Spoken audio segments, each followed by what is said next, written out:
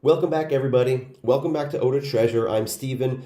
I live in Japan and I collect discontinued vintage, rare, and interesting fragrances, most of which I buy on the secondhand market, just like what I found today. Sitting at my front door, these two packages, this box and this pack was inside the mailbox, and they're both basically from the same fragrance. Gonna check out a vintage classic in this video. It's been discontinued, it's not around anymore, and nobody really talks about it, but I know that it is a classic for the guys that love classics. You know what this is if I tell you. It's Leonard Pour Homme. Now, I didn't find a nice big bottle of Leonard Pour Homme. My eyes are still open for that, but I did find a small bottle and a larger bottle of the aftershave, and this will be the first time I'm ever going to smell it. We'll take a look at this bottle, tell you my impressions of the scent, and compare it to some of the stuff that I have and see if we can find anything that it's close to. Looking forward to this one, guys. Leonard Pour Homme.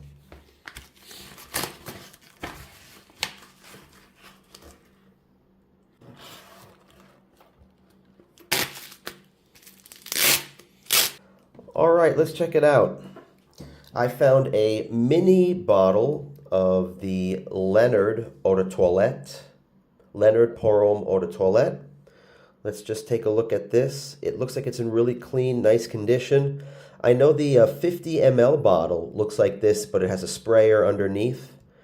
And the 100 ml bottle, by the pictures, it's a little bit larger. It looks kind of like the Jules bottle, where it's, Dior Jules, where it's this brown glass.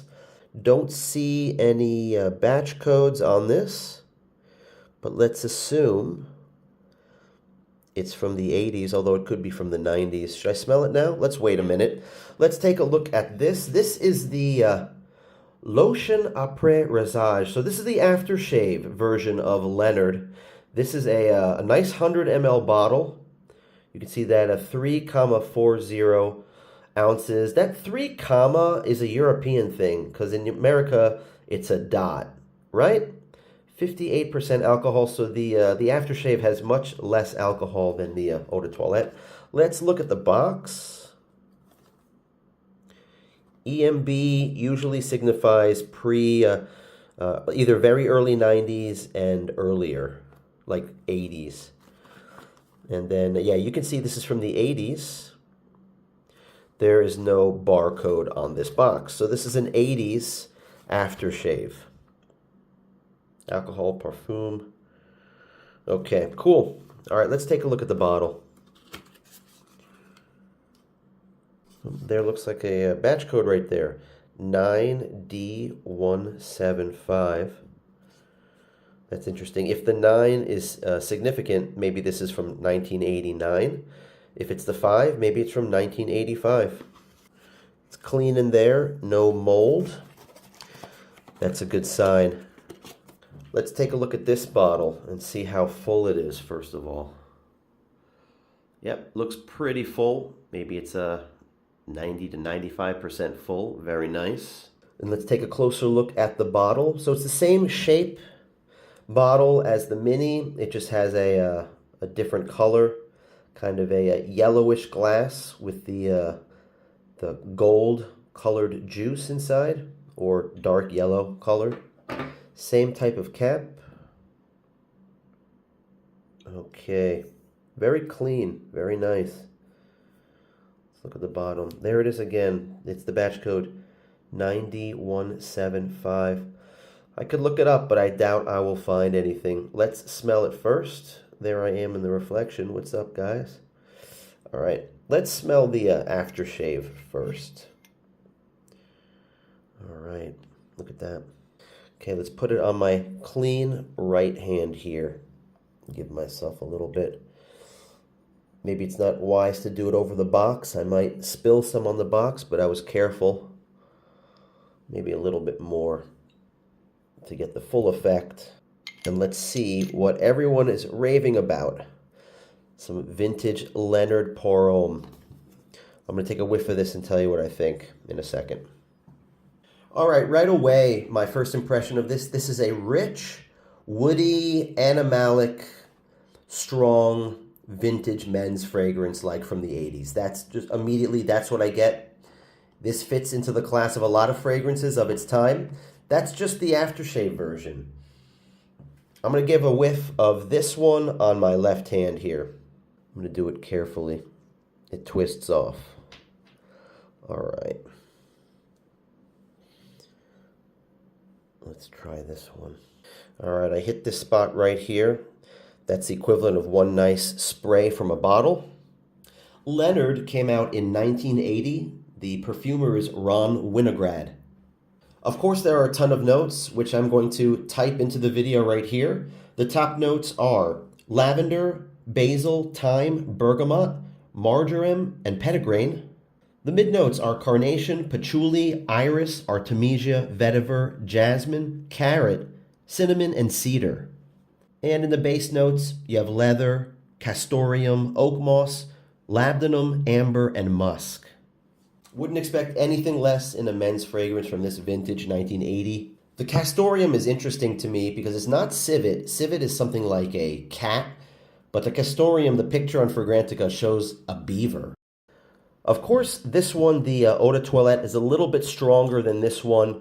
It's a little bit darker. It's either woodier or more leather than this one. This is just a slightly lighter version of it, but they both smell very similar, of course. It's a beautiful fragrance. This is fantastic. I'm really going to look for a larger bottle, like a 50 ml or hopefully 100 ml of this one if I can find it. This design is kind of weird. I don't know what it's supposed to look like. Honestly, it kind of looks like a pile of dookie. What is it supposed to be, like a fossil? Let's take a look at this brochure that was in the aftershave box. There's the aftershave. That is what the big 100 ml bottle looks like. I mentioned it kind of looks like Dior Jewels. I think this is the 50 ml. They both look the same, and the mini looks just like that.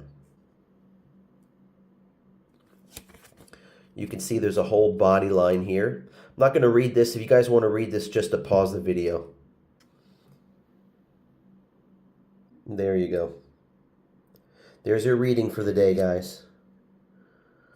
Exactly. This is cool. The whole body line, back in the days when these fragrances had body lines. As for what it smells like in my collection, well, it's not my whole collection, it's just what I have available. I have this one, Lauder for Men. I don't think it smells exactly like this one. It's the same type of scent, but this one is just darker, more leathery. This one is a little bit more oak mossy. Antaeus, I don't think so. This one, of course, isn't as leathery and dark as this one. But it did kind of remind me of this one, Ardei Capucci. This is the, this one is very oak mossy, but it's also woody and dark, kind of like this. One I don't have available is Aramis. Aramis, if you added, took out some of the spices and added a little bit more oak moss to that, that would also be in the neighborhood of this, in my opinion. But that's all I have for this video, guys. Just wanted to show you what I'm adding to my collection this year. A little Leonard set. What did I pay for it? Really quickly, I forgot to mention that. I got these for about $22, something like that. This was like $11 or $12. And then this one, I paid about $9 for this, something like that. 9 or 10 bucks. I think it was worth it because it's pretty rare. There's not a whole lot of these for sale anymore. These are pretty old. I'm going to keep my eyes open for some bigger bottles. If I get a nicer bottle, I'll make another video of that. Just wanted to show you these, what I added to my collection. If you liked the video, guys, please give me a thumbs up. Hit the like button. Appreciate that. And subscribe down below if you want to see more of this kind of content, me just discovering discontinued vintage rare and interesting fragrances to add to my collection. Tell me what you think of Leonard Pour Homme in the comments. What do you think of the video? Or just say hi. Really appreciate it, guys. Thanks for the interaction. Thanks for watching the videos. It's fun to make them. Not really fun to edit them, but this is my project. This is what I'm doing these days. So I spent years just opening this stuff up and marveling at it myself and putting it away.